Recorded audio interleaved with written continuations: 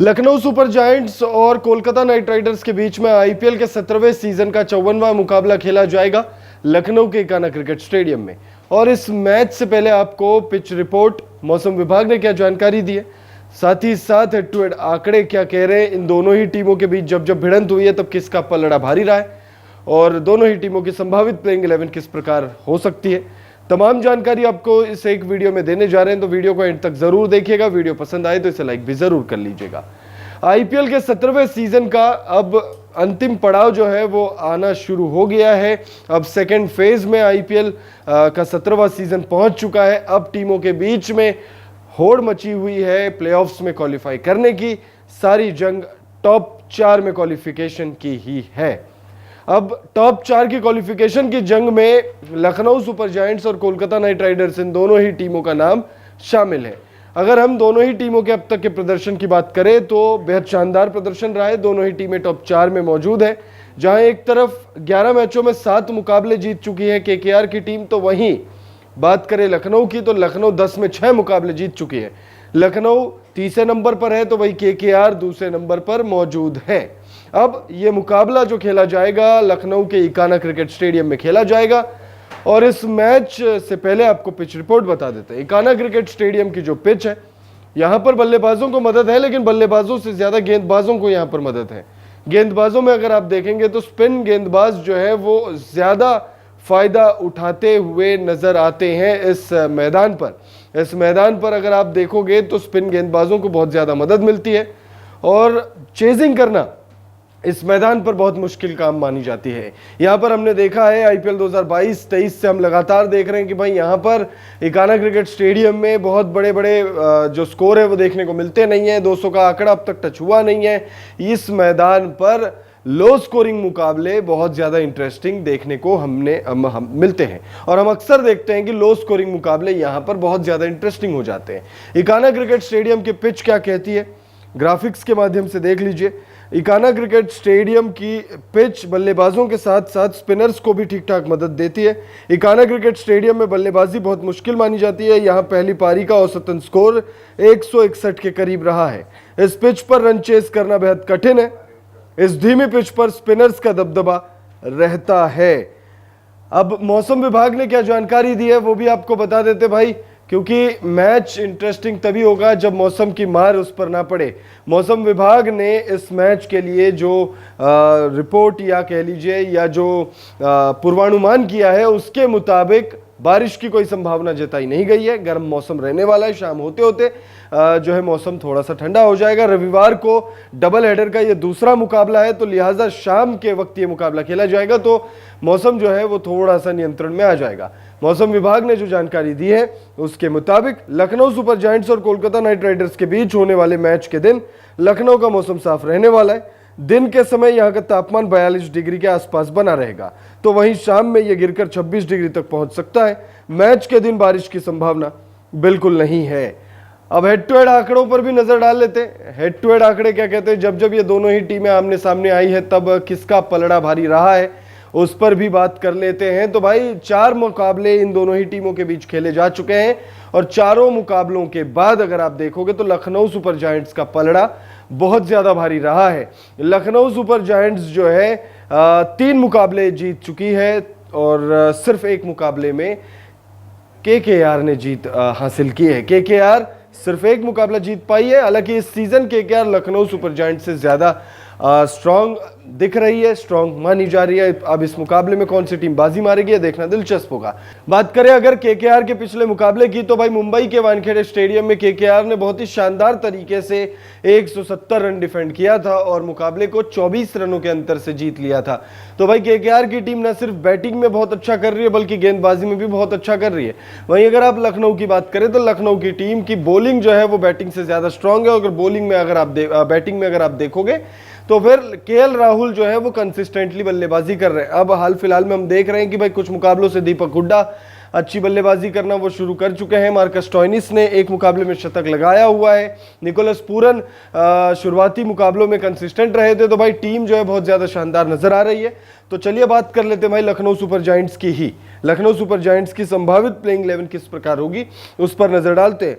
तो भाई Lucknow super giants की संभावित प्लेइंग 11 में आपको केएल राहुल और क्विंटन डिकॉक की जोड़ी ओपनिंग करते हुए नजर आ सकती है। और ये दोनों बल्लेबाज जो है बहुत शानदार बल्लेबाज है, लेकिन क्विंटन डिकॉक जो है वो बहुत ज्यादा आप कह सकते हो स्ट्रगल कर रहे हैं इस वक्त बल्ले से। बाकी चीजें तो ठीक है, बट बल्लेबाज अगर रन नहीं बनाएगा और खास तौर पे अगर ओपनर रन नहीं बनाएगा तो टीम जो है फंस जाएगी। और लखनऊ सुपर जायंट्स कभी भी किसी भी मुकाबले में फंस सकती है, क्योंकि अगर ओपनर रन नहीं बनाएंगे तो फिर इसके चांसेस है। लेकिन केएल राहुल जो है ऑन दी अदर हैंड, जो दूसरे ओपनर बल्लेबाज हैं, वो मैच को बना लेते हैं, मैच में टीम को बनाए रखते हैं, टीम की नैया जो है वो जैसे तैसे केएल राहुल जो है शुरुआत में पार लगाने की कोशिश करते हैं। दीपक हुड्डा उसके बाद आएंगे। दीपक हुड्डा अब जो है अच्छे रंग में आने शुरू हो चुके हैं। दीपक हुड्डा की बात अगर हम करें तो दीपक हुड्डा बहुत शानदार टच में नजर आ रहे हैं और इस मुकाबले में दीपक हुड्डा से फैंस को बहुत ज्यादा उम्मीदें होंगी। मार्कस स्टोइनिस आएंगे उसके बाद। मार्कस स्टोइनिस ने भी हाल ही में एक शतक भी लगाया और चेस करते हुए ये शतक आया था। तो भाई मार्कस स्टोइनिस जो है वो शानदार फॉर्म में है और आप कह सकते हो गेंद बल्ले दोनों ही डिपार्टमेंट से मार्कस स्टोइनिस से टीम को उम्मीदें होंगी। निकोलस पूरन आएंगे उसके बाद। निकोलस पूरन भी गजब के बल्लेबाज है, फिनिशिंग टचेस देने के लिए जाने जाते हैं और कहा जाता है कि भाई निकोलस पूरन जिस मुकाबले में चल जाएंगे किसी और को चलने की जरूरत ही नहीं है। वो बात अलग है कि भाई थोड़े थोड़े योगदान जो है अन्य बल्लेबाजों को भी देने होंगे, एटलीस्ट खड़ा तो रहना पड़ेगा। आयुष बदोनी आएंगे, कृणाल पांड्या आएंगे उसके बाद। कृणाल पांड्या जो है गेंद से बहुत अच्छा कर रहे हैं इस सीजन, लेकिन बल्लेबाजी में सिर्फ 1.50 उन्होंने लगाया, लेकिन उसके अलावा बल्ले से वो कोई कुछ खास योगदान नहीं दे पा रहे।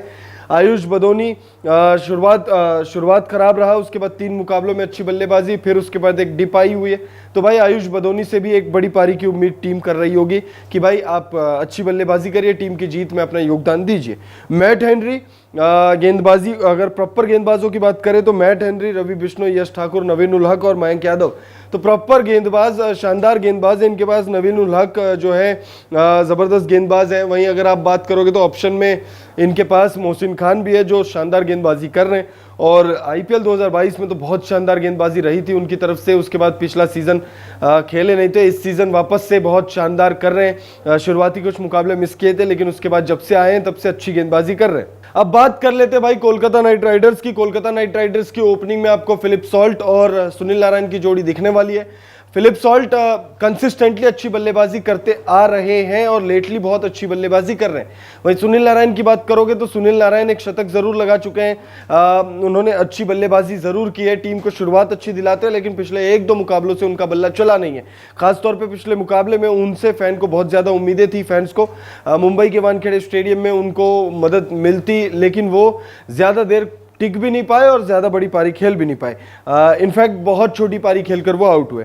वेंकटेश अय्यर, श्रेयस अय्यर, दोनों अय्यर आएंगे उसके बाद मिडिल ऑर्डर में। वेंकटेश अय्यर ने पिछले मुकाबले में 70 रन बनाए थे और लगातार शानदार फॉर्म में नजर आ रहे हैं और ऐसा लग रहा है कि वेंकटेश अय्यर जो है मिडिल ऑर्डर में बहुत शानदार काम कर रहे हैं केकेआर के लिए। और वो जिस तरीके से बल्लेबाजी कर रहे हैं, आप कह सकते हो केकेआर की टीम की मिडिल ऑर्डर जो है वो मजबूत अब नजर आ रही है, क्योंकि उनको श्रेयस अय्यर का भी साथ मिल रहा है। श्रेयस अय्यर हालांकि पिछले मुकाबले में योगदान नहीं दे पाए थे, बहुत जल्दी निपट गए थे, लेकिन उससे पहले 2-3-4 मुकाबलों में उन्होंने अच्छी बल्लेबाजी की हुई है। 1.50 भी उन्होंने लगाया हुआ। तो भले देर सवेर, लेकिन श्रेयस अय्यर ने अपनी फॉर्म जो है, खोई हुई फॉर्म वो पा ली है। हालांकि पिछला मुकाबला खराब गया था, लेकिन इस मुकाबले में वो कमबैक करना चाहेंगे।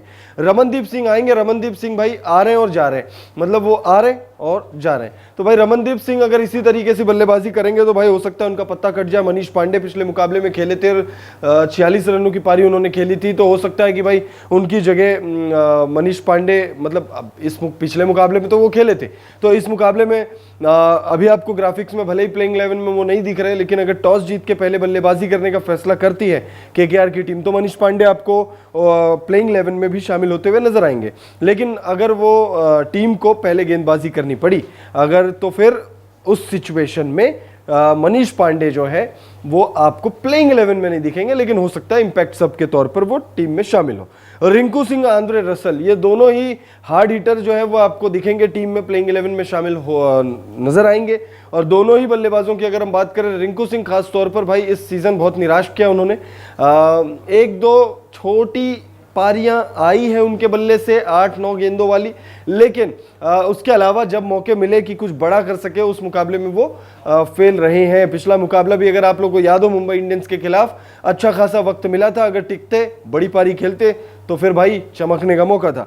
आंद्रे रसल अगर बल्ले से योगदान नहीं दे रहे हैं तो गेंद से योगदान दे रहे हैं, जैसे पिछले मुकाबले में रन आउट हो गए थे, बहुत अनलक्की मान रहे होंगे अपने आप को वेंकटेश अय्यर जब के साथ वो बल्लेबाजी कर रहे थे तब वो रन आउट हो गए, लेकिन गेंदबाजी में 2 विकेट लेके दिया इन्होंने और गेंदबाजी में मैच को पलटने की कोशिश की, न सिर्फ कोशिश की कामयाब भी हुए। मिचेल स्टार्क फॉर्म में आ चुके हैं। मिचेल स्टार्क पिछले मुकाबले में 4 विकेट लिया था, उससे 1-2 मुकाबले पीछे देखेंगे तो 3 विकेट उन्होंने लिया है। तो मिचेल स्टार्क 24 करोड़ 75 लाख रुपए की जो रकम उन्हें मिली है, कह सकते हो पिछले मुकाबले में जस्टिफाई किया, लेकिन सिर्फ 1-2 मुकाबला आया उनका जिसमें उन्होंने 3 विकेट से ज्यादा विकेट लिया, यानी एक मुकाबला हमने देखा जिसमें उन्होंने 3 विकेट लिए थे और पिछले मुकाबले में 4 विकेट लिए थे। सबसे ज्यादा विकेट उन्होंने लिए थे पिछले मुकाबले में। अनुकूल रॉय, हर्षित राणा और वरुण चक्रवर्ती, भाई वरुण चक्रवर्ती भी शानदार फॉर्म में है। वरुण चक्रवर्ती लगातार जो है 1-2 विकेट ले रहे हैं, पिछले मुकाबले में भी 2 विकेट लिए थे। इकोनॉमिकल गेंदबाज हैं, बहुत कम रन खर्च करते हैं और विकेट्स भी निकालते हैं, तो भाई वरुण चक्रवर्ती भी प्लेइंग 11 में शामिल होंगे। फिलहाल इस वीडियो में इतना ही, लेकिन आप कमेंट करके हमें बताइएगा कि आपको क्या लगता है लखनऊ सुपर जायंट्स और कोलकाता नाइट राइडर्स के बीच में खेला जाने वाला मैच नंबर 54 कौन सी टीम जीतने में कामयाब होगी।